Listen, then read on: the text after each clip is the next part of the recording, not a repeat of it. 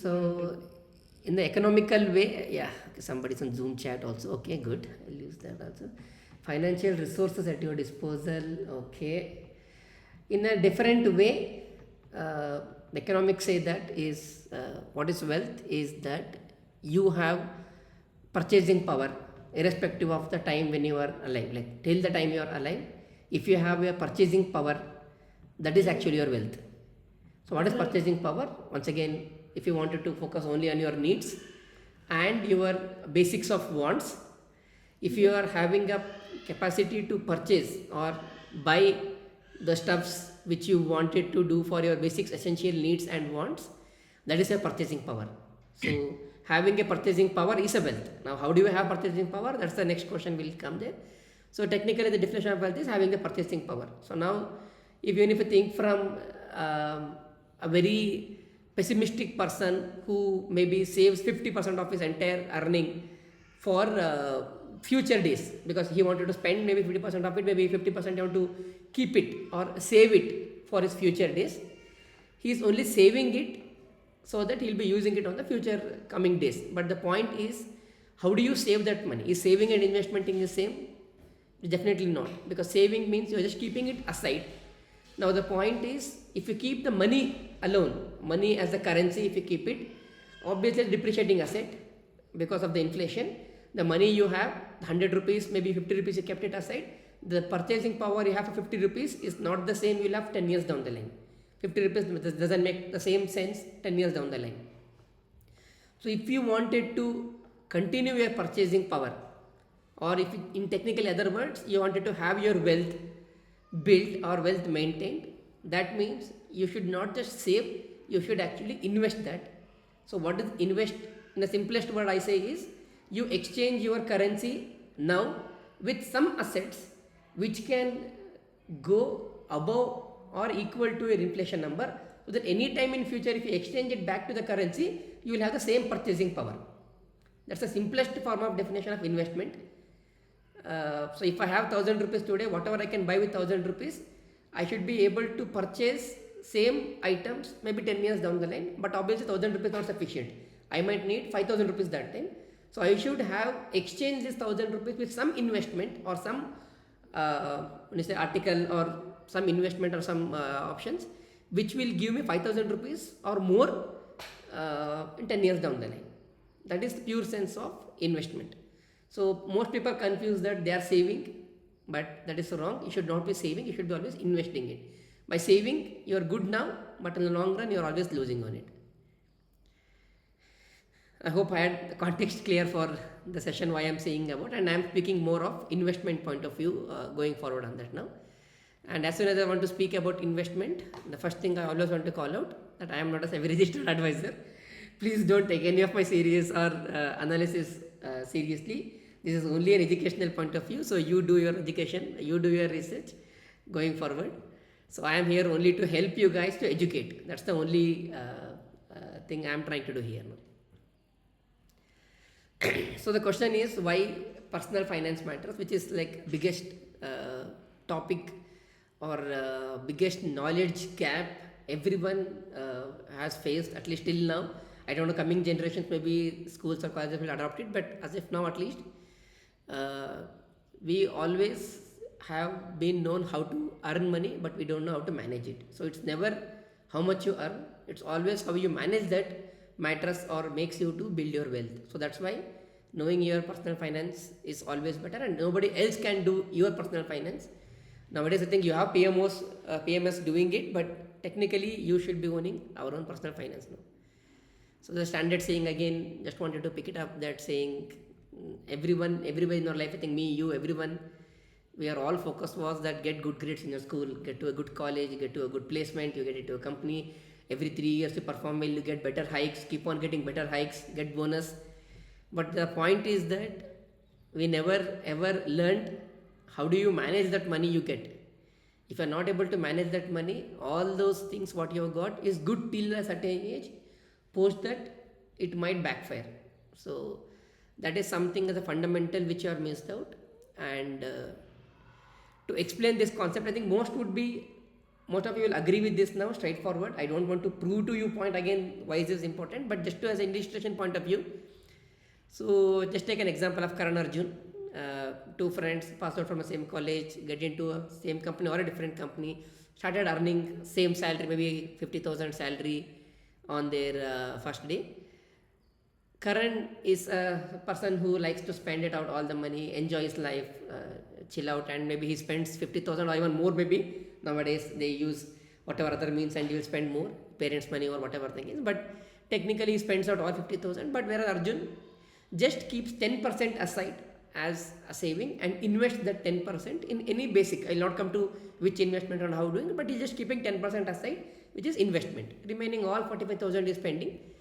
And with the 10%, which is basically just 5,000 rupees a month out of 50,000, he will be doing an investment. Now, when you go forward for the 5th year, continuing the same lifestyle, maybe Arjuna was saving around 6.27 lakh, and Karan has a thing at now. And every year on year, people's salary would be increasing. I'm assuming just 5 to 6% salary would eventually increase. When your salary increases, you don't have to step up your SIP, but basic concept is you keep 10% of your income as you're saving. Again, the 10% of 80,000 salary would have become 8,000. If you continue that discipline on investing, you would be at 10th year, you realize that you are at a 20 lakh portfolio built by Arjun, but Karan has nothing yet now. Then he realizes, okay, I spent 10 years of my career earning and spending, but I never invested, which most of us would have thought when we are at 30, 31 age. Some who are not reached 31, maybe like Murali, I think you are very happy yet now. But those who have reached that age, they have to realize that yes, I have earned a lot, I spent a lot, but what is my net worth, what is my portfolio? Technically it would be zero. Maybe you would have, some would have a small amount, some would have bought a site somewhere or an apartment in the north. I don't want to consider that, but technically your portfolio or your asset is close to zero. So if you are in that category, the differences that makes the first 10 years of saving a basic of 10%, and then if this person current starts even saving 20% of his savings salary, invests it on his portfolio from the 10th year onwards, disciplined throughout his life, he goes to 15th year, 20th year and 25th year, and you go to 30th year. What you see now is that the person who's Arjun started early, he's just keeping same 10% of his thing. Now he is having enormous amount of with him to spend, and he also has a big portfolio of 5.38 crore built now. Whereas the Karan who started investing on double 20%, double the more savings or investment is doing, but he is still left with 1.5 crore, which is like 10-20% of the overall what Arjun has done. So everything had impacted in the first 10 years where you missed investment. So the point is, we are all, or majority of us are kind of current kind of person. So now if I say 20% of savings, even if you do now every month 20% of that invested correctly, still we will not be able to beat people who started early even with the lower investments. So that is a wake up call that even 20% per month investment is not sufficient if we are late. Typically, I'm saying even the 31 year or 32 years if you start investing also, I still call it as a late investment or late start, and even I belong to the same bucket, so 20% doesn't fit there. So that is what I want to illustrate, what is the value of investing early or investing small amount or a long term, and always compounding. You would have heard this multiple times, but just wanted to recollect on that point. So some financial basics again. Before you start any investment, this is one common mistake everyone does, even I have done, and that's why I'm calling out again on that. Don't even think about investments unless you have first three things sorted out.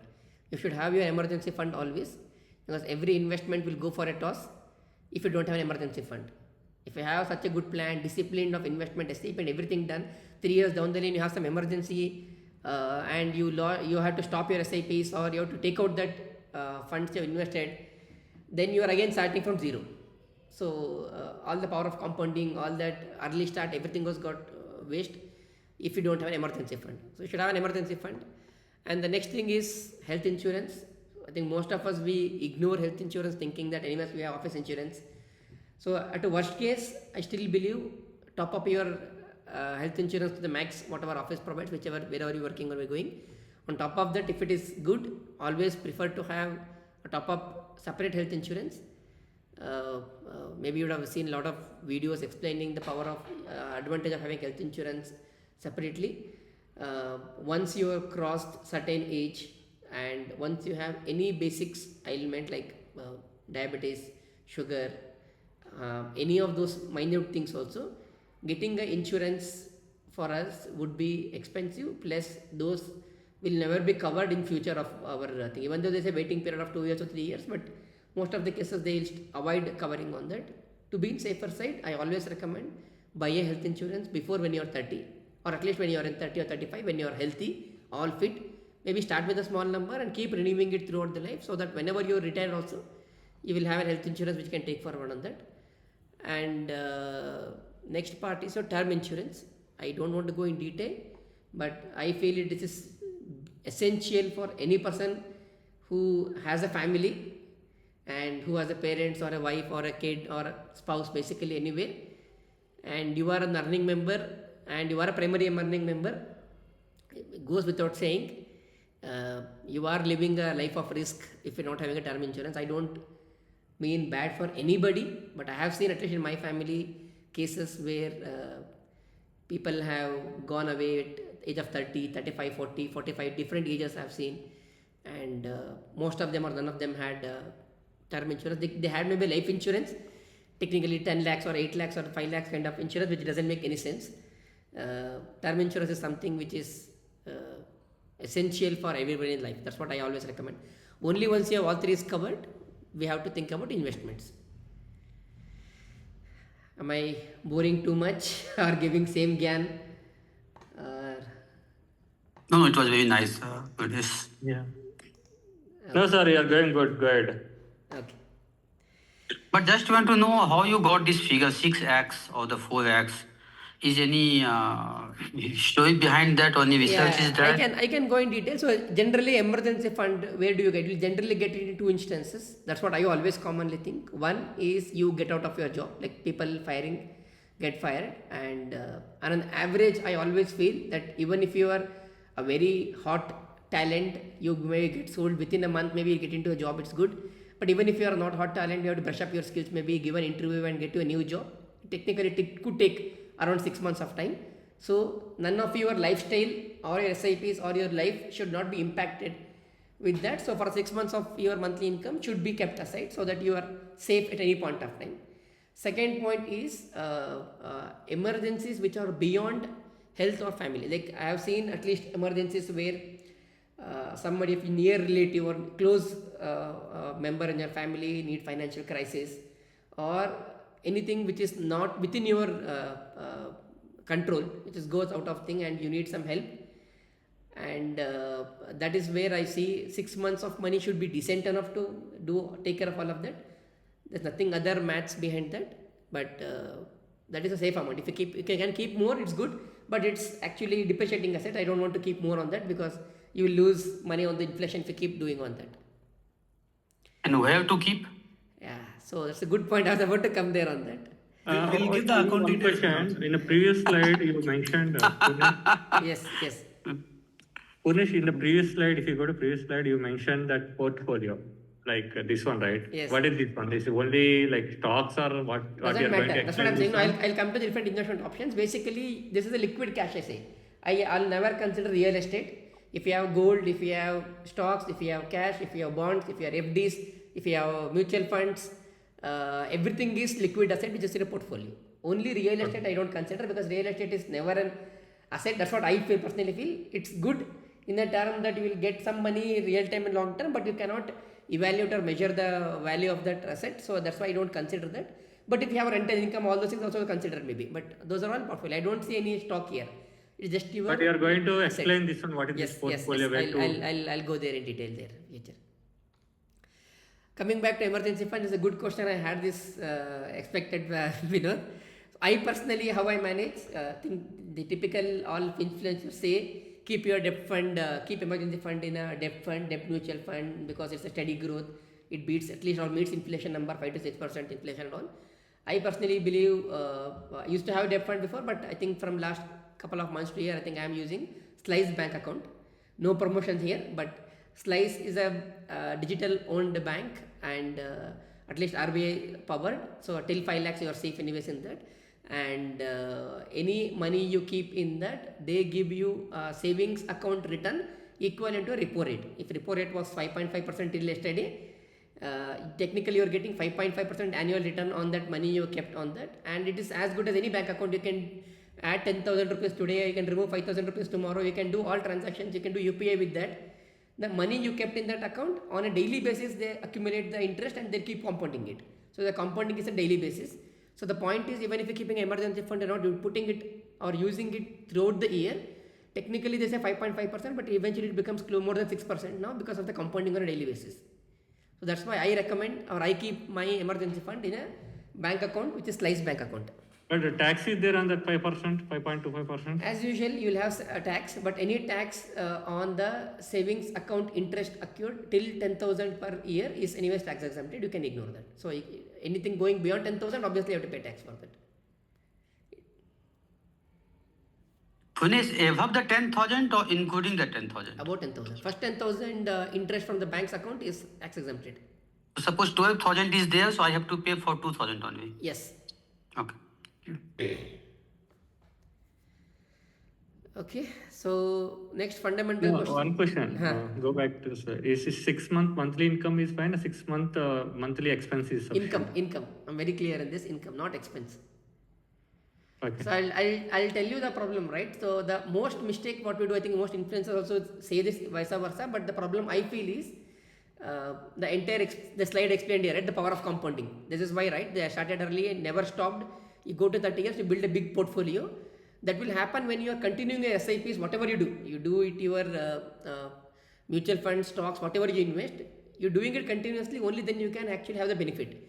When you consider only 6 months of your expenses only consider your needs, which is our basic essentials. But if you're considering only for the basic essentials, then obviously you are stopping all your investments portfolio for next 6 months, which will impact your overall growth. So that's why always safer side, you keep your 6 months income. That means even if you don't have any income for next 6 months, you live and execute your life same for next 6 months without any hindrance on that. Got it. Good. Thanks. Okay, so this standard statement again, the number formula everyone says 50, 30, 20 rules, needs, wants and savings. So one thing I want to understand from everyone here again, because it's a big debatable question always with youngsters nowadays, with Gen Alpha, at least when I speak now. What is need and what is wants now? Can anyone give some examples? What is need, what is wants? Need is a Tata Nexon, want is a Mercedes. No, even Tata Nexon is not a need. That is what I say. I do on that. Your rent or a home EMI is a need. You can't live on a street, so you have to need a house. So either pay rent for that or you have to pay EMI for the house. That is a need. You have to pay electricity. You have to pay all your utilities bill. It's a need. But if you want, yeah, roti kapde makan, but I'll extend beyond that. You need do you need Netflix, Amazon Prime, Z, all OTTs subscription? Debatable again. So it's kind of need or want, but I put it in the want because you can survive without that. But if you have one OTT is good, but if you have everything is good. Internet is obviously need. Internet is need. I think historically, if you have parents in your home, dish connection is a need. You can't escape from that. Mobile bills, any utilities, that's what I'm saying. Everything is a need. But the question comes is that people start putting their wants and they slowly convince themselves that those wants are also my needs, and that is where all your financial planning, budgeting and investments go for a toss. So at least we ourselves should have very clear that this is my wants and this is my needs. Only then you can actually think or invest it or plan accordingly. So all your budgeting will start only when you have classified or you have clarity on what is your needs and wants. And historically, we always say 50, 30, 20 rule says 50% is for your needs. You can't escape from that. You have to live. 30% was your wants and 20% is savings. But now if I go back to the same sheet, what if we are all part of current era and we are all starting your life at 31 and doing saving? Is a 20% saving Can we reach financial independence, or can we be safe with that? Definitely no. Okay, so there are a lot of famous influencers now coming up who are not commercially famous, or they don't want to do commercial things. They always say the same thing, that we should work only on those things which we can control on it. So the returns on the investment what I make is not on my control. I can do whatever better decision I do and invest it very wisely with all the decisions, but still the return on the investment I get is never on my control. But how much I invest is always in my control. So you should always work with what is in your control, not with what is not in your control on that. So that is where I just tweak this, that the 50-30-20 rule same, but your 50 should be needs, save 30 next, and then whatever is left, that should be your wants. So that's what even Warren Buffett says, don't save what is left, but you should always spend what is left after saving. So that's why we can become Warren Buffett. But the general point is the same rule. The preference is two changes here. One, 20% savings is never enough if you are starting late. If you are an early starter, maybe I've seen a lot of my friends who started SAP even when they are final year of engineering. They are like set for the life. They have when 5% or 10% of their savings, money if they are saving, they are more than enough for their entire life. But people who are late started or they have extra commitments or anything on that, 30% of the money should be, I am not even saying minimum or maximum, minimum amount to be invested. And whatever is left out, you keep it in your wants. Where is the EMI fit in this need, saving, or wants? EMI of what? House That's and what I car. said, right? The home you are living or the rent you are paying, it's a need. You have to live, you can't live on a street. But the question is, I have 2 houses there and I'm buying a villa and paying some 5 lakhs EMI on that. That's definitely not a need, it's want. So you need a house to live. So I still think, and now okay, I'll extend that questions. Is a health insurance premium need or a want? This is a need now. Term insurance premium, Need, because first 3 things need. children education, children's school fees.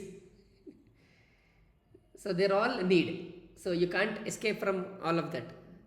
So that is why we kept the bigger bucket of 50% over there. Again, for the 50-30-20 rule, for the want, so there are various concerns I have always seen with budgeting point of view, that why it does not work. For example, some of the wants is that I wanted to plan a domestic trip once a year and an international trip once a year maybe. An international year trip maybe I'll go once a year. I don't know which time I'll go. I'll go maybe June or I'll go in December. But somewhere I will go on that now. So I would need maybe 1.5 lakh for the trip. So now obviously I don't want to take 1.5 lakh any month whenever I'm planning, right? I should be planning for that in my budgeting. So assume you budgeted that I have to keep 15,000 aside for my trip. So that should be also your SIP. Now where do you put that? I have recording it, Rahul. Not on the Zoom, I don't have permission. I'm doing it in the quick time. Yeah. Once again, one suggestion is you can use the same slice account. That's what I also personally use now. I have one slice account in my name and a wife name. My wife name slice account, and what I'm using it for all my wants. If I'm planning to buy a PlayStation in 6 months, I'm planning to buy an iPhone 17 Pro maybe next year. I wanted to go for a travel 5 months, 4 months down the line. Anything which you are planning to do in next 1 year or 2 years is your short-term goal. And the short-term goal, most of them technically would be your wants.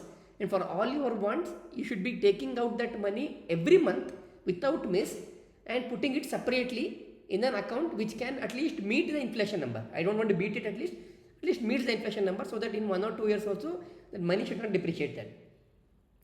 So that you're keeping it aside will give one discipline. Second, whenever you are planning for those actual expenses, you don't have to panic that okay, I'll use or maybe I'll spend more in that month, that I'll not have enough money to do my regular investment EMIs and all those things.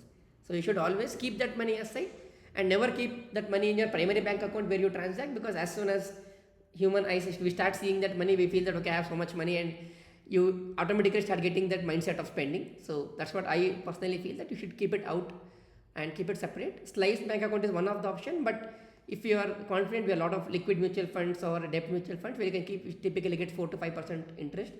So you can keep in that also, but it should be kept aside separately always. That helps in your budget planning. Okay. I think we have spent a lot of time already. Huh. Any question? Are you maintaining this ratio, Poornesh? I'm maintaining. That ratio 5-30-20? Are you able to maintain? I am doing, personally, I am doing it 40, 40 and 20. Okay, thank you. I am able to do Since it. what age you started your investment? After passing out BTech or? No man, that's what I said, that I am part of that person who started very late. I didn't wanted to maybe bore you guys with the story, but why I came into financial world is because I am the person who went so much negative in my portfolio that even at my 30th age, I was on minus 45 lakh in my portfolio. With all that early spends, passion, whatever we did, roamed around, whatever things we did, and my elder son had a lot of medical challenges and everything. I was at around minus 45, 48 lakhs when I was at 30th year of my age. That's where it hit me that I cannot survive with that. And then I started my major focus on financing, all those things. I started technically saving or investing at the age of 30. I'm at 38 now, like 8 years I've spent, and now I'm comfortable that maybe in a couple of years I can retire. Financial You became independence. Arjun now? Sorry? You became Arjun now? I am not Arjun. Arjun cannot be done. Right? Arjun was the early saver. I am not an early saver anyways, but I am aggressive saver now. Okay, so that's what I'm So saying. it's mostly useful for Murali then. That's technical useful for college students. I think that's the best education they should get. I think you can also guys share, right? The point is, people think that even 5,000 rupees out of 50,000 is a big number from them, but if they save that number, they are set for the life. Post number I can't reveal now, Vinod. But as I said, within couple of years, I can maybe confidently say that I can retire now. That you can predict from that now. So that's the change. That's the change in 8 years. What happened? Like What- how much what is required per? I'll come to that. I'll come to that also. Let's come back to the session, I think. I have made a lot of calculators on that also. I'll go there on that. Okay. So investing options, again, I have categorized 3 sections again here. So one is a low risk fixed returns. I will go through that future calculators and where I go and tell which has to be used when. But there are 3 segments at high level. Low risks are all these government schemes, FDs, government bonds, senior citizen schemes. Like if you have parents, you can invest it in your parents' account, so you'll get extra returns on that and all those things. Those are all low risk, but they are fixed returns.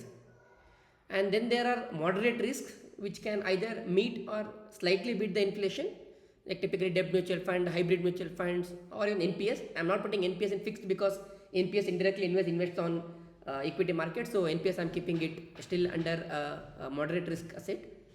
And then you have high risk assets where the first one is equity. Now equity is a big word.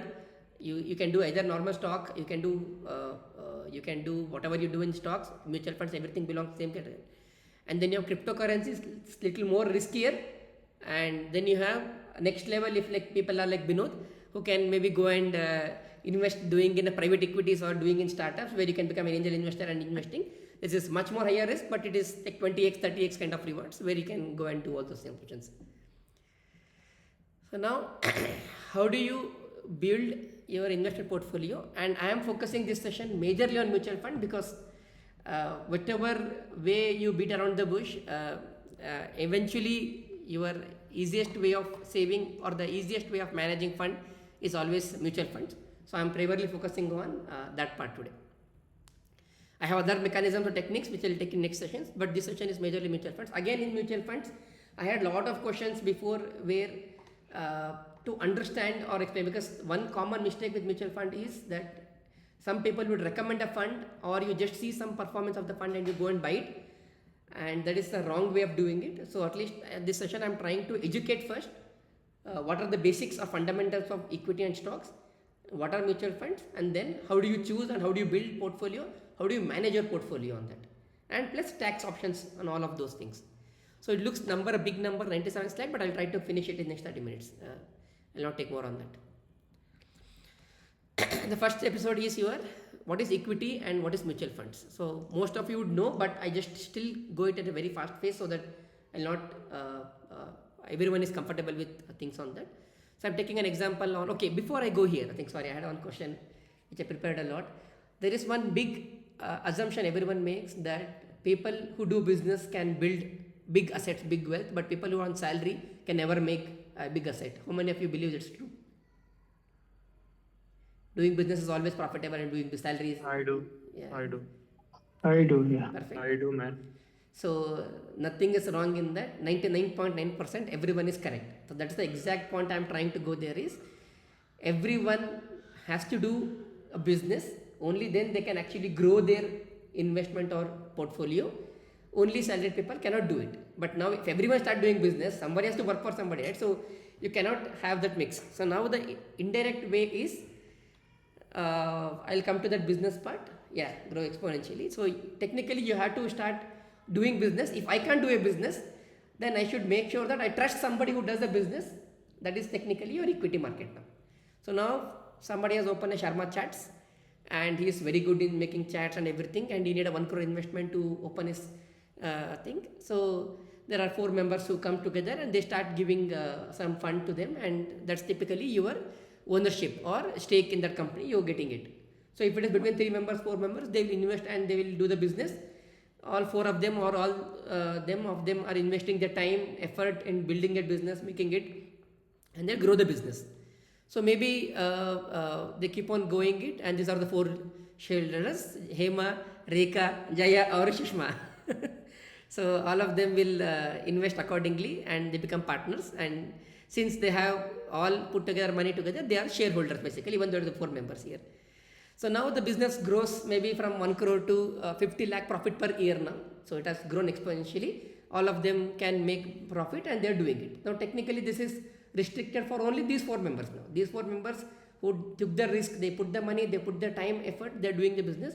People like us who are doing the regular job, we cannot, can't make money like this. So now what we can do is, if this company wants to go bigger, so they can't go bigger on themselves, right? So what they go now is they start increasing their shares by giving it to the public, and typically that's what we call it as IPO. So when they say IPO, so they say that okay, I wanted to have capacity, or my market cap, I have to take it to 50 crores. I split my entire investment into a smaller segment of 10 rupees buckets of tokens, and I will have 10 lakhs of these tokens created, and those tokens are given out in the free public, and we can buy those, and with that I become owner of that company. So technically, since I can't do my business, somebody is doing a risk, somebody is doing hard work, and somebody is growing exponentially. So now we can be part of their business, and indirectly now we are doing business, and that is the main true benefit of investment in stock market, that even though you are not a businessman, or even if I am a salaried employee, indirectly I am actually running businesses and I am actually doing my growth exponentially.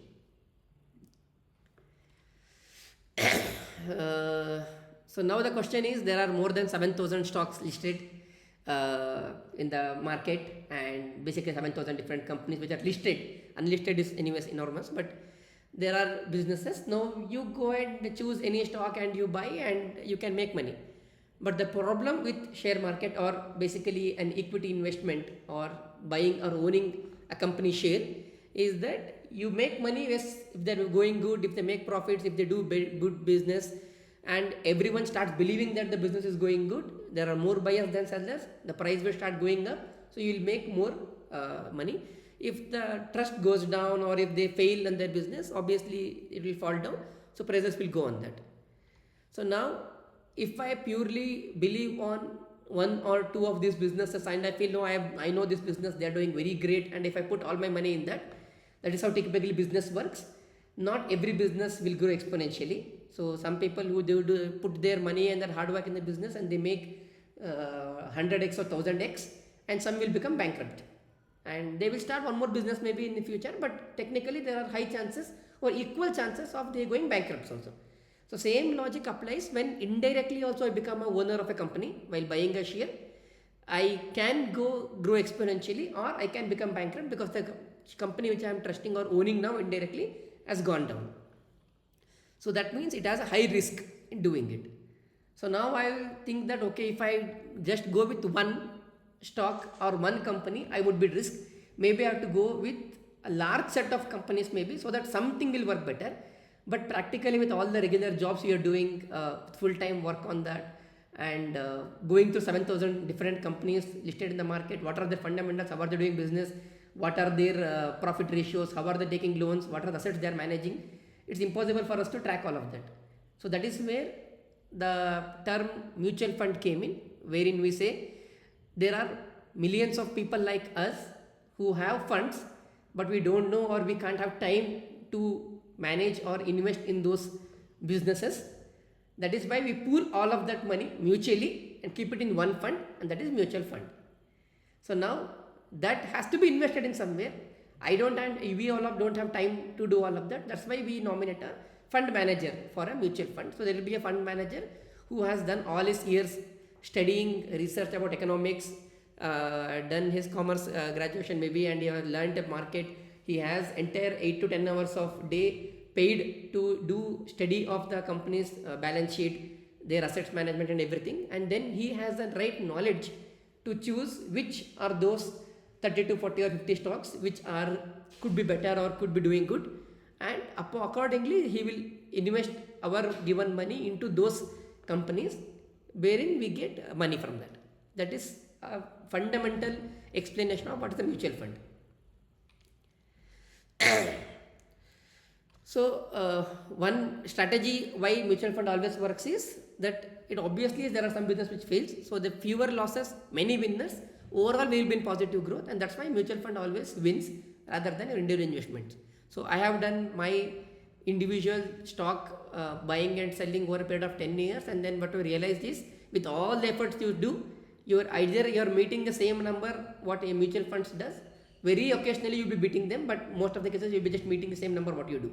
So now what is the point on wasting your time? Instead, switch to mutual funds, which is more easy to manage and basically no brainer. Any questions till now, or can I go ahead? Yes, go ahead. Selecting that good mutual fund also we need brain, right? I'll tell that. It's not that big brainer. We'll go there. So fund manager, as I mentioned, they're professional. So they will take care of all of that, and they will do, and we have to trust on that. So all your mutual fund selection decision is one of the factors also. Who is the fund manager for that? That also matters a lot. Okay, what is AUM now? Basics of all fundamentals again. So when a lot of people start funding, so assume that I start going forward, I say that I am very good expert now, I can decide and start investing in some funds, and I will say all of you who are maybe in Zoom, all how many of 17, 20 members, 18 members, 16 members, you say you start giving me your money, I will invest on behalf of you now. Okay, so now you guys give me that money, everyone assume gives 1 lakh for me, I get around 16 lakhs money. That 16 lakhs money I will be keep on buying and selling shares across different companies and managing that and getting the returns. That 16 lakh money which I am holding and investing, that becomes my AUM, the AUM of the funds I am doing. So more and more popular it becomes. I think you start spreading the news across everyone, people would start gaining trust on me and maybe start giving money. 17 lakhs would become 17 crores or 1700 crores.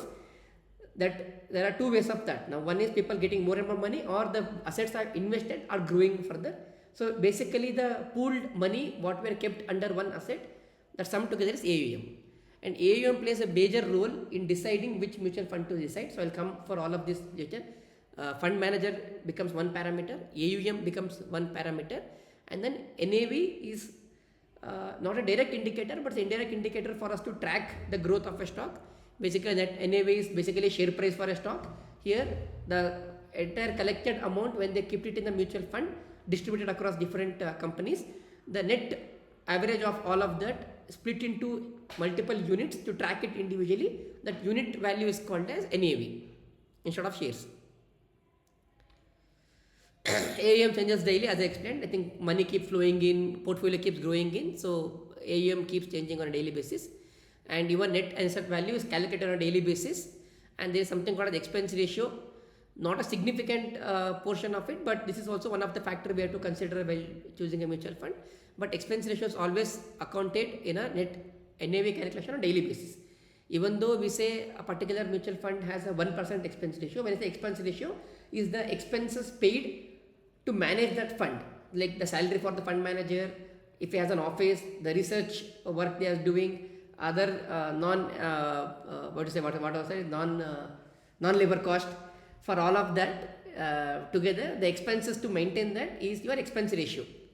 So that expense ratio, even if it's a 1% for a given fund, the fund is maybe 1 lakh, the expense ratio could be 1000 rupees, but that 1000 rupees is calculated on daily basis, and that is deducted from your fresh investment minus redemption minus the expense ratio is what you are calculating on net AUM on daily basis. If AUM was, if your NAV was 10 rupees today, it has to go to 10.6. The 10.6 would have included, already absorbed all your expense ratios and everything on that. So that is purely a net actual value movement, is pure increment what you can see on that. Expense ratio I explained again. Daily NAV calculator. Exit load will be there for some mutual funds. That's purely because there is a SEBI mandate that people would start trading on mutual funds, that they buy today, maybe sell in 1 week and all those things. So they were started trading on mutual funds to avoid that. Then exit load saying that if you are trying to, most of the funds, if you try to buy and sell within a year, maybe they'll charge some extra amount to have the penalty for that. But for a long term, you can ignore on that part. Then what is market cap? One more significant factor for deciding a mutual fund. Market cap for any company or any stock is basically the number of stocks it has. That will be more or less always same until unless they are doing a new fresh offering or new dilution.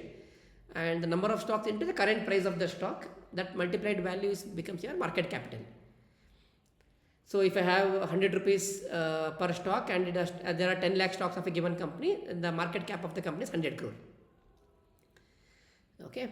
So why is market cap important? So we differentiate the companies into large, mid and small based on the market cap. And this is not based on absolute number. So this is always based on percentile. So the top 100 companies, descending order by market cap descending, whichever has the highest market cap as of that day, the top 100 companies are called as large cap. From 101 to 250 companies are called as mid cap, and anyone which is more than 250, they are small cap. That small cap is like 250 to 7,000. There are like almost 7,000 companies in stock exchange. Everything becomes small cap here. So this is a major segmentation of what is large, mid and small cap. And what is Nifty? Once again, very fundamental index which we always track or refer for any of your investment references. Nifty 50 is basically your top 50 companies by their market cap, and they are actually revisited once in 3 months, and every once in 3 months they pick up what are the top 50 companies as per market cap, and internally they have ratios for that based on the weighted market cap again distribution, like how our KPI we have weighted impression distribution. So if HDFC Bank, considering the market cap, has 13.5% weightage, that means any money you invest on that, on the Nifty 50 index, 13.5% is contributed through HDFC, 9% through Reliance, and there are some companies which contributes hardly 0.5 or 0.6%, like our tail of head.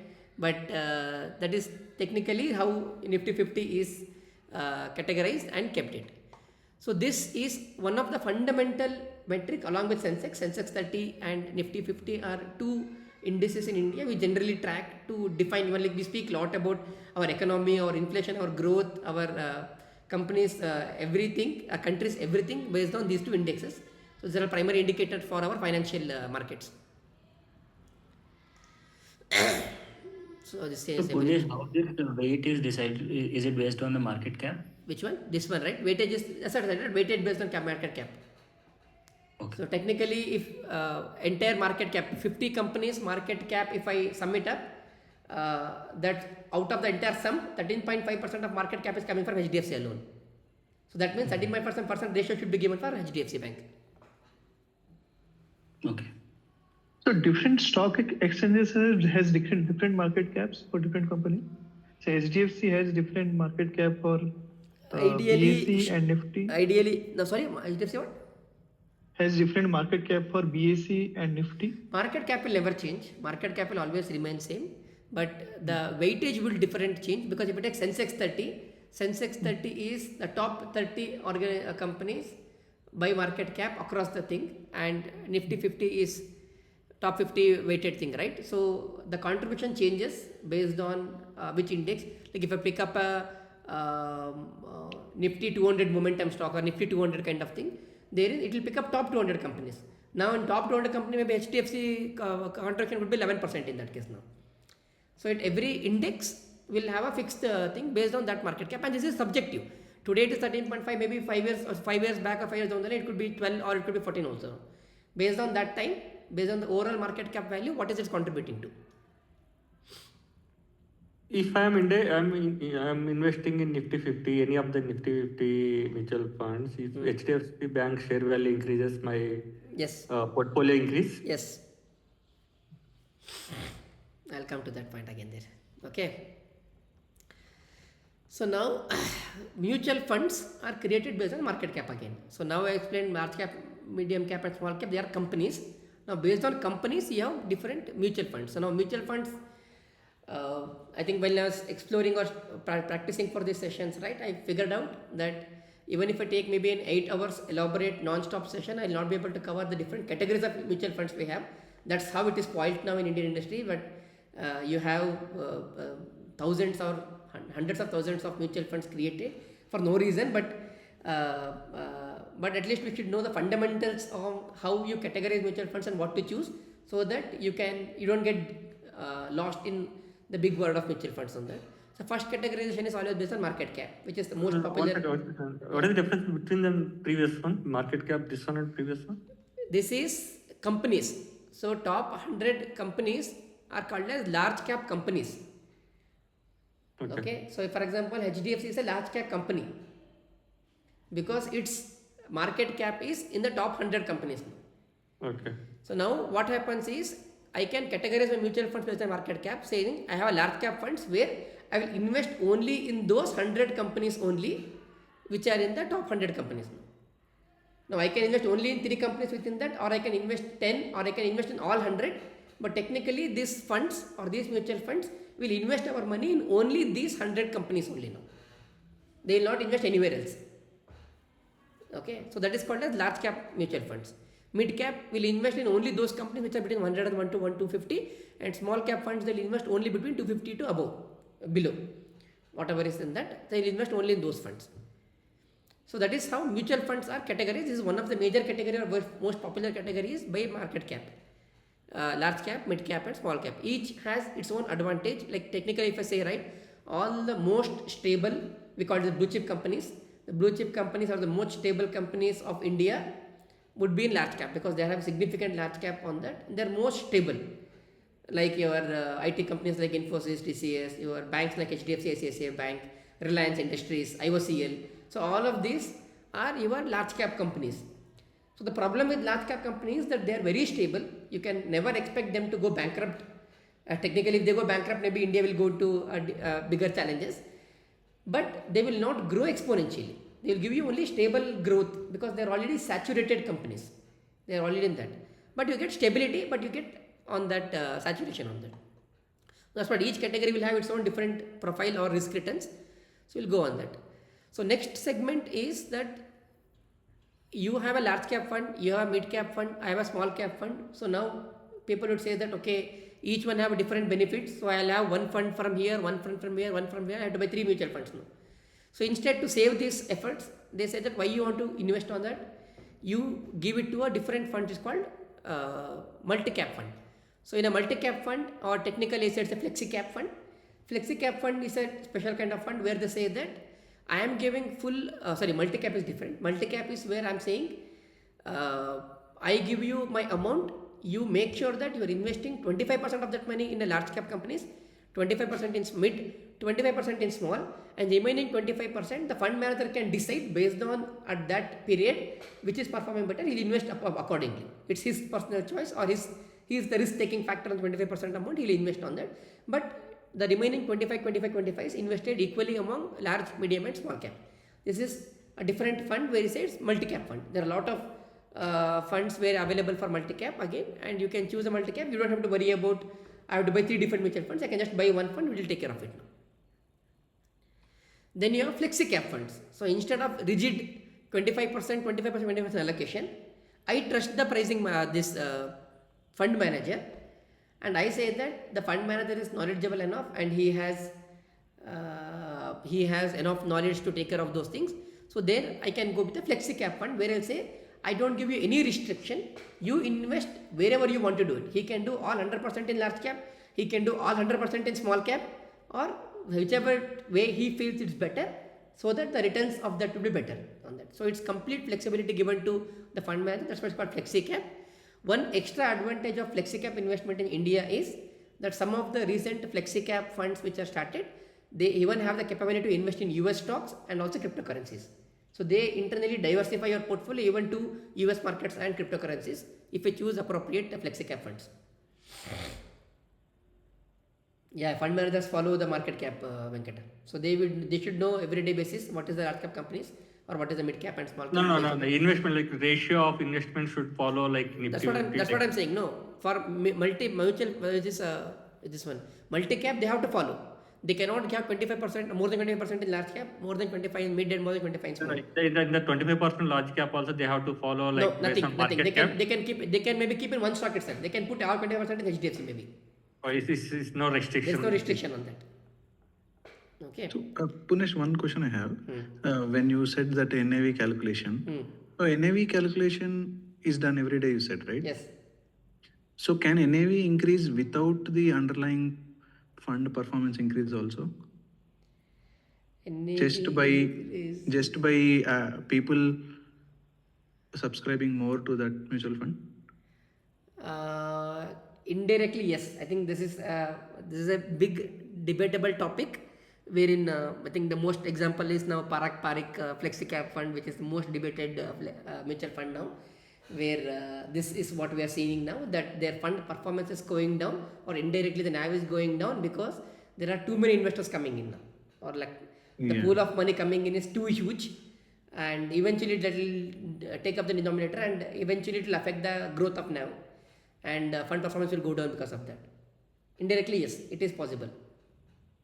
Okay, so when they say they have say 20% return over 10 years, now is that the growth in? I'll come to that. It's an interesting topic. I have this in the future slides. I'll come to that point. Okay. Returns, I'll come separately on that again. Returns and risk again. This is only I'm educating on different funds so that you get a glimpse, because as soon as they go into the portals, any mutual fund portal or anywhere you're trying to buy a thing, you start seeing 1,000+ mutual funds, you'll get confused why are this 1,000 mutual funds and what are doing on that. I'm just trying to educate here on that. So risk profile, as I mentioned already, small cap, obviously it's more risk. Small cap is just like that there is somebody is opening up an restaurant next to your house maybe, and you trust that person and maybe you invest directly, or it's like you're buying a company. It might work out very well, or they will maybe work for 6 months or 1 year and they'll close the company and they'll go out because it doesn't work out.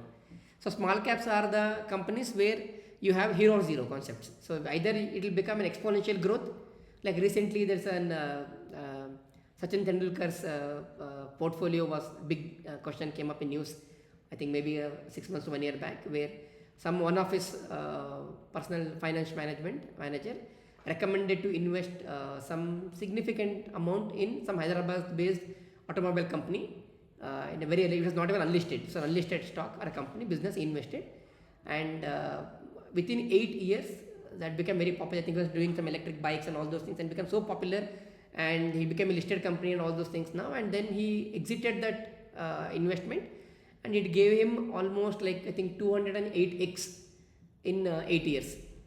It's not like 20%, I think 208x, like 2,800% return in 8 years. So those are the kind of funds. It's small cap. But in other ways, maybe if that would have not worked out, the lump sum amount you would have put in that, everything would have become zero. So it's a hero or zero kind of investment in small cap. So all three would have different risks and different returns based on that now. The next question again comes is, everywhere we go into mutual funds, the first fundamental question is whether you want to pick an active fund or a passive fund. So what is an active fund? So wherever an active fund manager's brain is used, that's what I always see, because if he is deciding today where should I put this money, or should I put 20% into HDFC Bank, or maybe I only keep 8% in HDFC Bank, should I put 20% in small cap and 18% in large cap. So that decision, if actively made by a fund manager based on the market conditions and appropriately shuffling or buying and selling stocks and adjusting that portfolio, those kind of funds are called as active funds. And technically, active funds will require more efforts from fund managers, and that's why the expense ratios for them also will be a little higher, because they are active funds. What are passive funds? I think to answer the Venkatra's question again, I said, right, I don't want to use any brain. There is a Nifty 50 formula given. So Nifty 50 straight away says that top 50 companies by market cap, and their weighted weighted market cap amount percentage is already given on a daily basis. So as soon as I get my fund, I get 1 lakh fund, I will put 13,500 into HDFC Bank, I will keep 9,000 into Reliance, I will keep 4,000 into ICICI Bank, I'll just keep it. Tomorrow I can again get one more lakh, I'll keep again 13,500 in Reliance, HDFC, I'll keep doing it now. So no brainer, whatever Nifty stands as of that day, what is the Nifty distribution as of that day, or any index, not just Nifty, I'm saying any index which stands on that day, you just pick the same percentage distribution of that index and invest in that. So you don't have to use any extra brain, or you have to do manipulate a lot of things or buy sell a lot of things. So those kind of investments or funding are called as passive funds. And obviously, since you don't have much efforts to spend here, the expense ratio would be very negligible in passive funds. So now the subjective question here is that why do we need an active or passive funds? So most observed part is that in a long run, historically over 20 years period of time, there are very few handful of active mutual funds which were able to surpass any index fund in that category. It's very handful of them. When we were very lucky to pick those. But passive funds or index funds are technically most stable. In the long run, they always give good returns. Then why do you need active fund? Active funds are where you are actively doing some manipulations, right? So there are chances in a period between 3 years, 5 years, 8 years kind of period where you could get a significant uplift in your fund performance compared to any standard passive index funds in a short term window, like 3 to 5 years kind of window. But over a period of 10 to 20 years, they will average it out and will come down. So whenever you have some medium term investments, active funds help you to grow better. But for any of your retirement planning, technically I always recommend passive funds. So that's the fundamental difference why we need active and passive.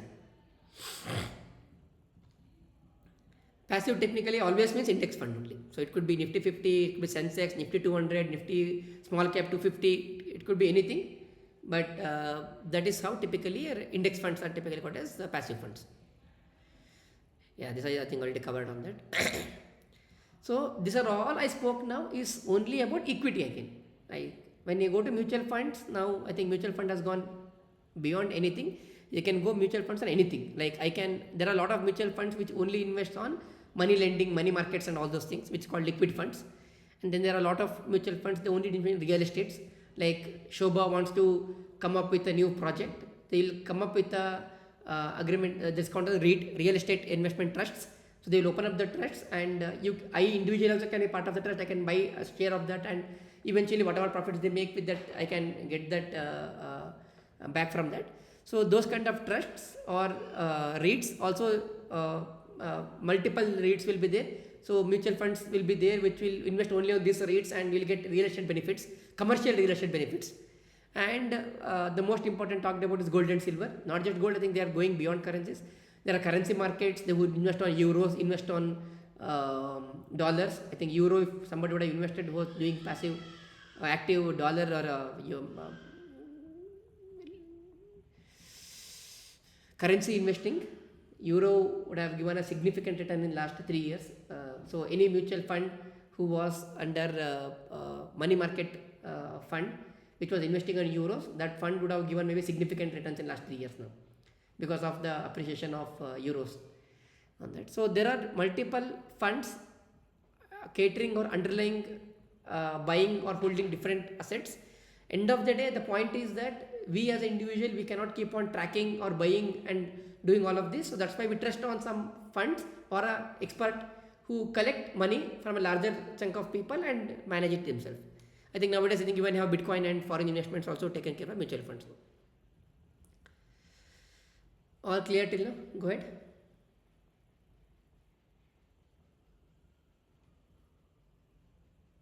Poornesh, what's the category which invests in that Bitcoin and this thing? Is there any name for that? FlexiCap fund.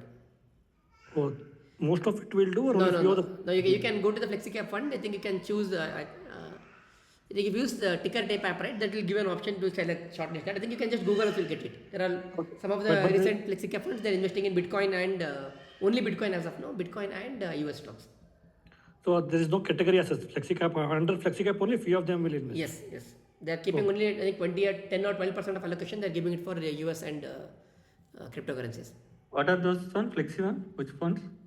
FlexiCap. What Venkat, you're sleeping in between. I explained FlexiCap fund. No. I'm asking which fund name. What the fund I'll name? not give fund names now. It's an educational video, Venkat. I think in these videos we should not give the fund names. That's a thumb rule of this session. Yes. You should never. I first of all, I'm not semi-registered. But even if it's semi-registered, I don't think it is safe to anybody to start revealing those names. So that's why I'll not do that. Okay. So now the next question is, I think once again I'll ask the question again. So I know that I kept the session only for 5 p.m. but it's already 5. Whatever I'm going to speak next is what the actual core what I'm supposed to speak. Whatever has till now is educating or bringing up to the speed. If you're all okay, I can extend for next 25 minutes, maybe till 5:30 and close this up, so that I can continue next week. All okay? Okay. Yeah, go. Okay. So once you know what is mutual funds, now the question is how do you build your portfolio? How do you measure which funds to buy? How do you measure your returns? And all of the questions what we have, we'll discuss about that now. So what is portfolio rebalancing? First question is we have to build a portfolio first, and while building a portfolio, you should rebalance it. What is the need of it? So any investment, when we always say that you should invest in proportions. So I will say, for example, for a beginner investor, I will say maybe you have to invest higher amount in equity and lesser amount in debt. Maybe I'll say 80-20 kind of thing now. But over a period of time, that 80% invested amount would grow significantly, and that would be eventually being 87% of your portfolio now. So that's where you should be rebalancing your portfolio to make sure that the ratios or proportions are maintained. So that is technically a simplest way of portfolio rebalancing. So it will always make sure that you are maintaining the risk profile as it is on that. Rebalancing is always difficult because you have to figure out where to sell, how to buy, and all those things. There are a lot of tax implications also on that. I will cover all of that. How do you handle on that part? The best example of mutual fund correction, I think this is one classic example I always refer everywhere is after 2008 crisis, when the Nifty was started recovering, just before 2008 crash, whatever Nifty level was, it took 6 years for it to go above that level. It reached that level couple of times in that 6 years, but it never crossed that level. So for 6 years, it's always sideways. That means you have 0% return from that particular fund if you invested only in Nifty 50 at that window, that 6 years window. But eventually when you keep it for 20 years, it has crossed 12% returns now. That's a long-term averaging principle. But rebalancing the portfolios during that time is where it helps you to make sure that you are not missing out the 6 years, because time is a sense in every compounding. If you are lost 6 years in your entire investment journey, that 6 years is a big number which you are missing out compounding on that. Okay, you should always know your current allocations. These are all, I will skip faster maybe just to go on that part. One highest thumb rule for equity investment separately again is that your equity investment technically should not go beyond age minus 100, like 100 minus age. Like if you are 30 years old, you should not have more than 70% of in equity. But I slightly disagree this point. When you grow to a reach, for example, if you reach 50 years now, technical expectation is more than 50% you should not have in your equity. But that point is that when you grow to an age of 50 and if you have very good active investor, you could have built a very high portfolio and you can't risk missing out compounding on that portfolio and that. So you should take it a pinch of salt that you can play around with this number, but it's general guideline as per the risk ratio on that. What if you are at a 55-year age, you had a big portfolio built and 80% of that is still in equity, and then like sudden like COVID crash or some 2008 crash happens, it will take 6 years for you to recover. The 6 years you're gone. You cannot withdraw and you can't retire also in that case now. That is where the risk comes in based on age or the amount you're holding on that. So appropriately you should take a decision on that. So younger people can take more risk. The elder you get, you should avoid it. So this is once again. NPS will come where? Sorry? NPS? Moderate risk investment, because it's end of the day it invested in equity market only end of the day. They once again have 75-25 or 75-20-10 rule kind of thing within investing. But that is still majority portion is in equity market, so it's under moderate risk. Okay, so beginner portfolio, those who are absolutely zero, college pass out, this is a fundamental recommendation is you keep what do you say, like 90% of you keep it in equity funds only. Within equity, we say okay, 60% you can keep in large cap and 30% in mid cap, and maybe 10% is gold, only because for hedging point of view. Gold historically had never given return except for this last 5 years, which we are seeing an amazing return. But gold has always kept it as a hedging, so that if any correction happens, crash happens, immediate panic selling happens on stock and panic buying happens on gold. So gold is always a hedge for your portfolio.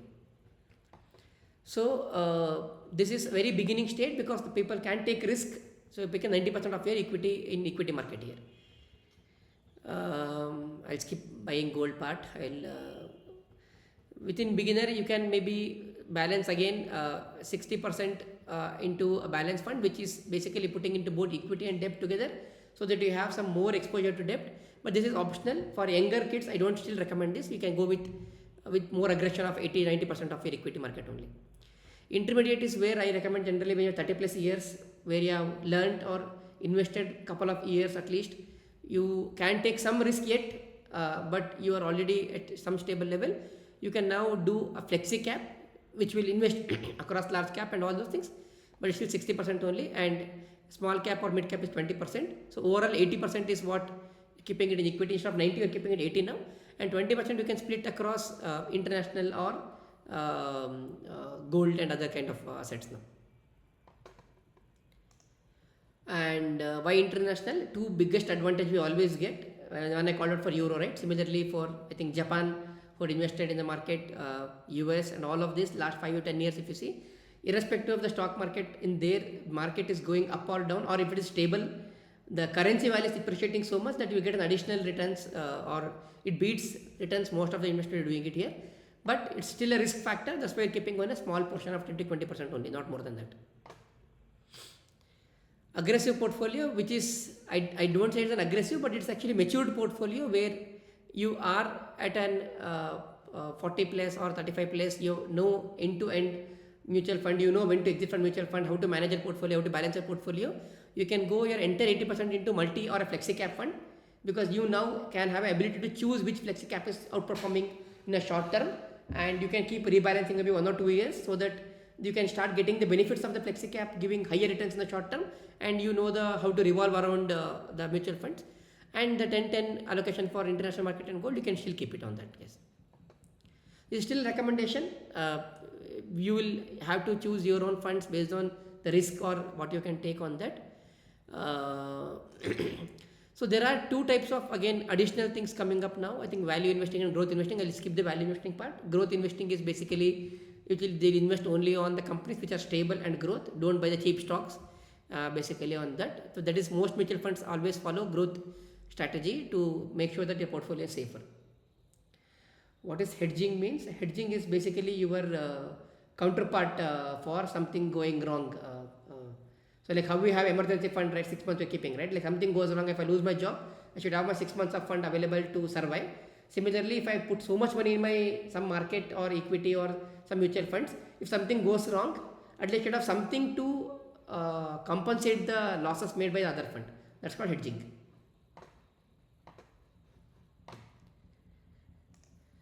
Okay. Then the new concept is coming. I think most of the short-term investment from the flexi cap point of view, they are thinking this concept of momentum investing. What is momentum investing is the fundamental concept that if a stock is started moving up, like how I am saying for the Walmart, right? As I was mentioning Walmart stock recently, that if it crosses this certain level, it can at least go till here now. That is technical chart analysis. When you're doing too much in technical, you start getting that momentum patterns where you're saying, okay, this was a soft threshold or a soft support or resistance zone, but if it is crossing that, then that means the stock can go till here at least now. So those are all short term, but they are big returns. Like the stock can go 10 to 20% in maybe 3 months now. So now there are mutual fund managers, they pick those stocks which has a momentum building up and invest only in that for maybe next 3 to 6 months. As soon as that momentum is achieved, they book the profit and come out on that. So these kind of things require significant market steady and active investment, obviously expense ratio will be more and risk also will be more. But some of the mutual funds which are doing momentum based investing are actually giving much better returns in recent days, beating most of the active investment on that now. So considering that momentum investing is there for an aggressive pattern, what we can do is we can mix up the momentum fund like in between. Like for example, if somebody has a 30% allocation for mid cap, you can actually make 15% in a mid cap, which is regular one, and 15% you can keep in a momentum 50 index fund. So what does this momentum mid cap 150 momentum 50 means? In the entire top 150 companies in the mid cap segment, whichever the 50 companies which has highest momentum as of now, will invest in only those funds, those companies.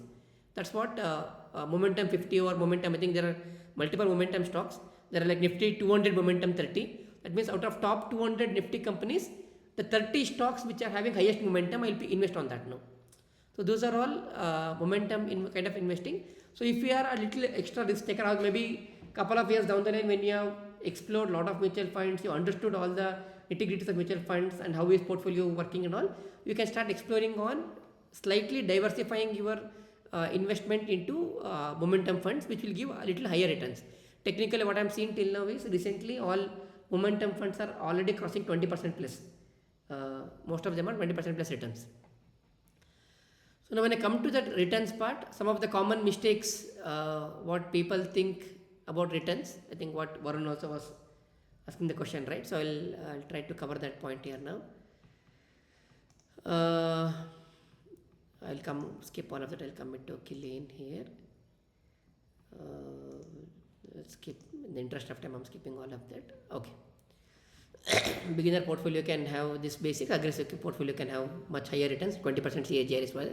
So what is CAGR here? I'm speaking about CAGR. I think this is what I was trying to come here now. How do you measure a performance of measuring returns and evaluating a funds? That is the trickiest part.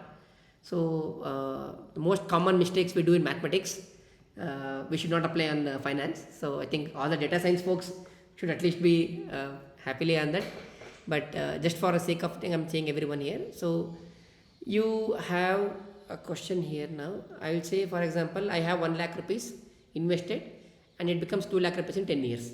What is the return of that now? So on an absolute point of view, yes, it is 100% return. But that is technically a wrong statement to say 100% return, or it is even wrong to say it is 10% year per on year, because 10% year per year becomes simple interest. And any of your stock market or any of your investment you do in any funds, it's always compounding. So how do you measure the actual returns for this? That is called as compound annual growth rate, that is called as CAGR, and technically for this 1 lakh to 2 lakh in 10 years is actually 7.2% CAGR. So whenever I see a return for any stock or returns if I am from mutual funds, so I'm investing in a mutual fund and it says I'm giving this much returns, technically they are quoting their CAGR number. So CAGR number 10% means year on year that mutual fund has given 10% return. It could be over a period of 3 years, 5 years, 10 years, 20 years, doesn't matter. CAGR 10% means year on year they are giving 10% returns. Okay. Why do we need 10% return first of all on that? So all this investment what we are doing was your purchasing power, as I explained in the beginning, right? So purchasing power is only dependent on your inflation. So all of this CAGR or whatever we calculate is always measured and make sure that if my CAGR is above my inflation number, then it makes sense in investing on that. If not, I can straight away go and buy any FDs, because FD says 5% return.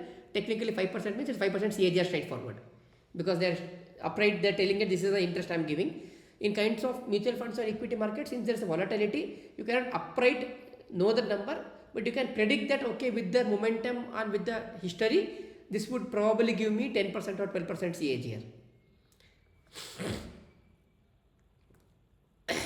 The one problem with CAGR, this is mathematically I have given formula and everything here, but one problem with CAGR is it's always point in time.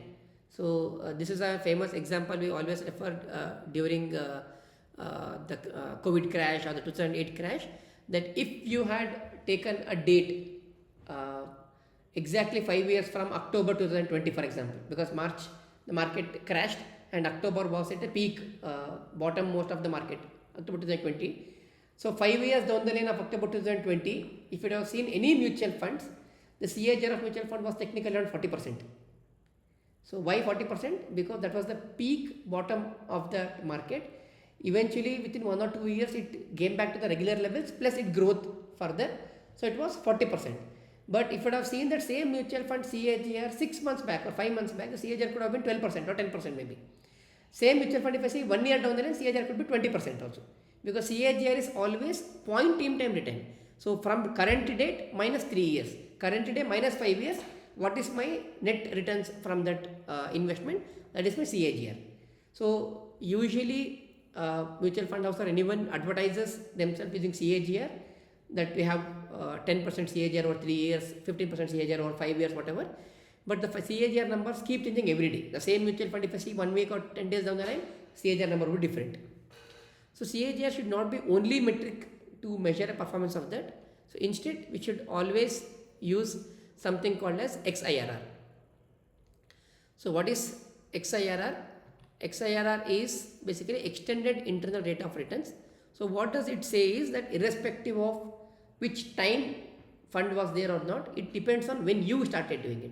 If I started investing in some X number of days and I am keep on investing, maybe I would invest some mutual fund, I may be investing every week, some I am investing every month, some I am investing in every quarter, and over a period of 5 years I would have invested a lot of things. So for example, if I say, if I am doing 50,000 rupees SAP for 3 years, technically I have 50,000 into 36 months, which is 18 lakh I have invested, and if my current value is 22 lakhs, that means I have got 4 lakh profit. That is a net absolute value, I have got 4 lakh profit.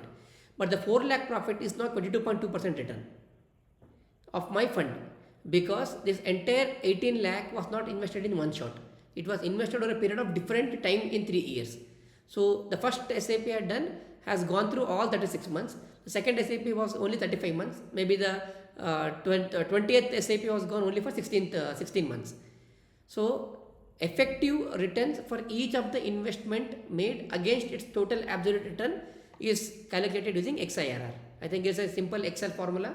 You can just give all the dates where your SAPs are going and all the money you invested, and the final return you got it. Use the XIRR formula with all the dates and money, you will get that XIRR number.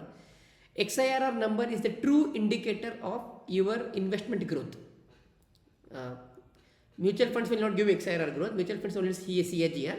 When we start investing it after 6 months or 1 year or 2 years, we can keep calculating our XIRR, and the XIRR indicates us that whether our portfolio is going good or bad, whether I need to rebalance, whether I need to stop investing further in this now. So XIRR calculation is very essential for any of your investment you make. It could be on your regular SIPs, your FDs and RDs I don't consider because they are always fixed returns. Any funds or investment where it is variable, you should always have XIRR calculated for that. That is the true indicator of your investment returns. And your XIRR should be always above your inflation number. If my XIRR is not above inflation number, it's not worth investing in any segment. It's not even beating my inflation. It's not worth it doing it.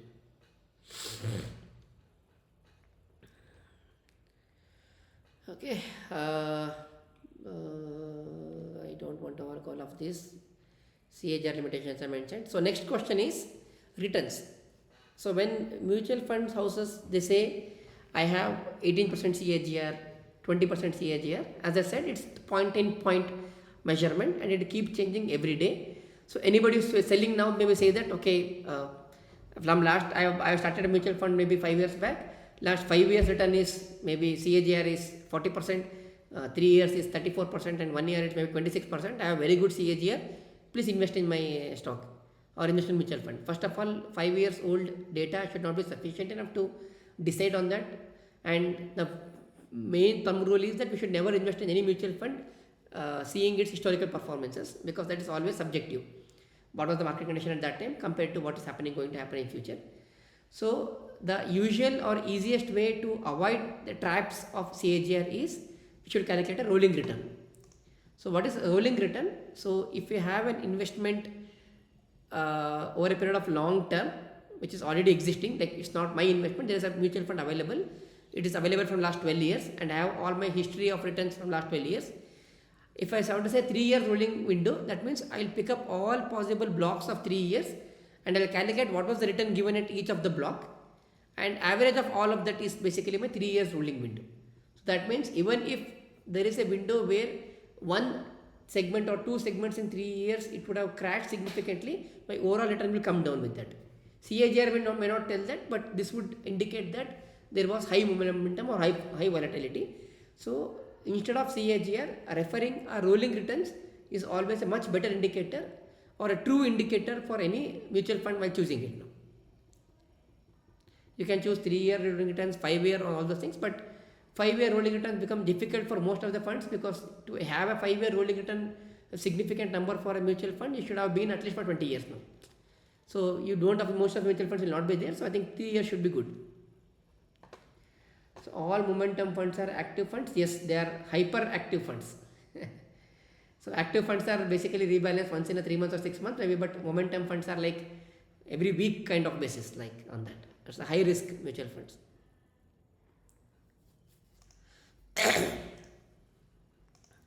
How long does it take to double our money if you invest in mutual funds and index funds based on the current rate of increase? I exactly have 6 minutes, right? I will just see whether anything important to cover here. I will just stop this and I will come to the main point of, I think, tax implications. I will go later. Okay. I will come to the important point which I prepared enough to showcase for all of you is financial independence number. So when we speak of retirement planning, financial independence, right, this Excel sheet, I will share it across anyways.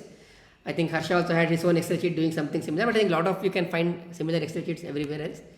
But this is just a very easy way for answer your question, Venkat, and a lot of your questions on where do I stand, am I safe, am I on right track, or how do I have to change my lifestyle or investment. All of the questions will be answered using this calculator. So what does this do? So all the green fields are where you can manipulate or change the fields. I'll explain each of them. So your current age, I'm assuming an average of 30 years across all of over there in that. And retirement, I'm just take any random number. We'll discuss about retirement age number, and hopefully we expect to live maybe till 100 years. What is the current savings you have in your account till now? Which is apart from your real estate, I don't consider that. Any liquid fund accounts, if you have mutual funds already, anything on that, you can count it here. I'll even start with 0 as of now. Assume that you don't have anything now. And you can start saving 40,000 rupees per month. If you say that I can make sure that 40,000 rupees I can save and invest. Where to invest will come later, but you can save and invest 40,000 now in that. How do you invest? This is just a reference example. You can play around this with all the explanation which I have given, right? I have educated you on all different ways of different funds which you can play around, and different investment types also I have explained. You can play around with that, but this is a classic one example I want to try here. So here I generally anticipate what is the expected return from this investment and what is the tax implication for this returns investment, and what contribution you should keep in your investment. Like if I am saying I invest 40,000, 5% of the 40,000 should be gone into a PPF account. You should have PPF which has a fixed return of 7.1, which has a lock-in period of 15 years, but you will get 8.1 and you will get no tax on that now. So this is one of the safe investment, right? So I will say 5% I will put it here, 10%, 5% I am putting it in a FD, small finance bank FD, because small finance bank by FD generally gives more than 8% returns. Some even given you 9 or 9.5% also, but at least 8% returns most of the small finance banks gives, where you can give a small amount in FDs or RDs, but tax implication is 30% for that, but it's giving higher return on that, which is fixed returns.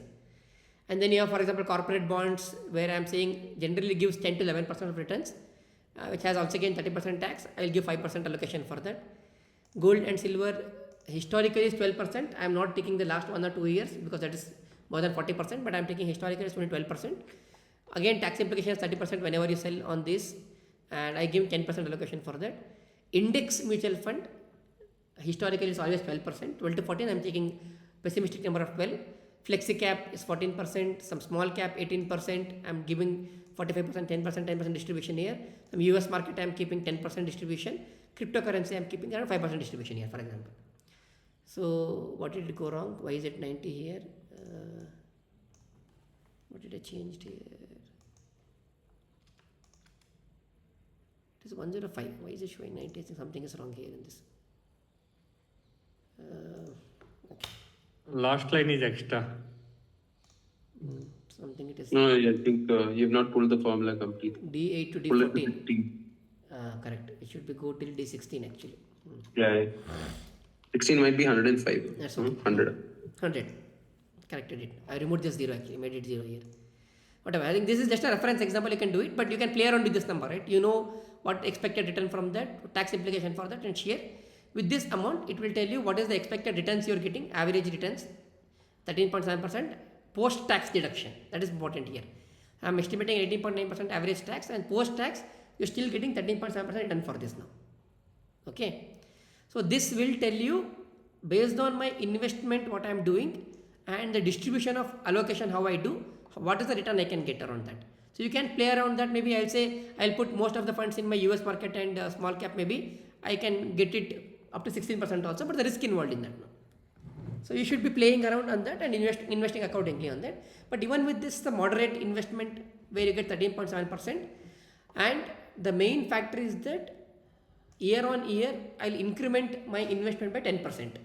So today if I'm investing 40,000 per month, next year I should be doing 44,000 per month. That is a commitment. If I'm not doing it, I'll make it 0, but assuming I'll do 10% increment on that, and then I'll come to the segment later. What is your current expenses? That's what you are typing here. This is my current savings, what I'm trying to do. This is my current expenses, what I have now. So I'm saying I will be saving 40,000 and I need 1 lakh to survive now, or my basic needs.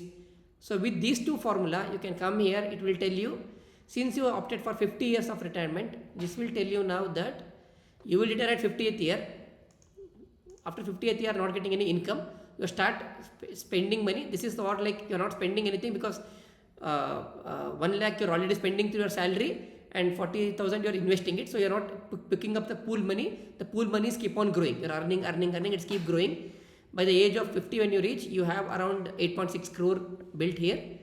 And then you start withdrawing money from that. How much you withdraw? So you have to withdraw 4,64,000 per month, because the 1 lakh amount current expenses with the 7% inflation would have become 4 lakh at the age of 50 now. So you have to withdraw, start withdrawing 4 lakh, and again this is inflation year on year, it will keep increasing this number year on year. But fundamentally, if you see here, you will run out of all your money at the age of 87 years now. So now the question is, am I safe? The question is, if you are planning to live after 87th year, then you are not safe. But if you are planning to only live till 85 or 86 years, with this investment at the age of 30, with only 40,000 investment, 10% increment with this allocation, you can live. So now assume that we are at 40 and if I retire at 50th year, I will run out of my money at 57 years only now, gone. So now obviously that means either you can't retire at 50, maybe I'll have to work till 65 years, so that maybe I will retire here, but I'll never exhaust of money. Maybe I'll go to 60 also, wherein I'll now maybe exhaust my money at my age of 97, which is very good for me. So either you work slog till age of 60, or no, I wanted to be at 50 only, I don't want to go beyond this, then maybe I have to increase more on this, maybe I'll have to invest more. This is the fundamental concept of explaining that the 40-30 or 50-30-20 rule will be applicable only when you start early. When you are starting late, or if you are planning to retire early, you should be more aggressive on the investment, because nothing else is in your control. This I cannot change. Maybe I'll increase maximum 1% if I'm very smart or aggressive on that, but I don't think much, it will not make much difference. And inflation I can't adjust much. Step up is mandatory, you have to do. So if these two, if you play around, step up and this, now I can still live till maybe 66 years, not still sufficient. Maybe now I can say I compromise and I'll say I'll work till 52 years maybe, then I can maybe survive for a little more longer and I'll go till 77 years maybe. So the point here is, this will give you all variables which you can play around. Age you cannot play around, so this is fixed for you. So only thing you can do is how much you can invest, how much you can allocate in this segment. How do you allocate or play? I think this is only 9 examples I have given, but you have 10 more you can add here. But the underlying statement or summary was, you should effectively be beating this number. If I have 15 different investment strategies and effectively it's giving 13% of that, what is the point of doing all of that? I can just play around with the 6 or 7 options, I can still get the same returns. Or maybe I can go even with 3 or 4 options also get same returns. So the fundamental question after everything is that don't diversify too much. Technically everyone says please diversify, but don't diversify too much or don't put into too many parameters which will become difficult for you to manage. But even with the basics of 3 to 4 different kinds of investment, I don't say mutual fund, different kinds of investment, you can easily manage it. But the underlying formula is that you, based on your age, based on the returns what you can expect with the investment, and you can appropriately have your clarity whether you can retire. So simplest example for a kid who is coming out of college, who's 21 years, he will think that I will retire at 45 age, and he will just say 10,000 rupees per month with a 10% increment, the same investment plan. I don't think he can easily survive till 53, even if he is returning at a very early age of 45 years now. So that is the difference they get. Maybe if you work till 50, maybe he'll never run out of money. Or like, okay, 63 I think, okay. So early investment, step up, and all this is work. So will this question answer your question, Venkatanam? How do you calculate return? Yes, sir. Yes, sir. So now this is purely your option. Now all my session, what I am trying to educate now is that how do you choose the 6 or 8 or 10, that I am trying to educate now with all various different forms of investment, risk within that. How do you pick? I think most of the cases eventually, that's what I'm saying, eventually we will spend most of our investment in mutual funds. That is why I'm spending elaborate time on how to choose a mutual fund, how to identify best mutual funds, and how do you stick to that mutual fund and everything. But the fundamental principle is that you should be sticking for a long term, and you can see the benefit. I think I'll share this Excel sheet anyways, and then you can play around with that number. Any questions on this? Or you can wind up the session today maybe. But these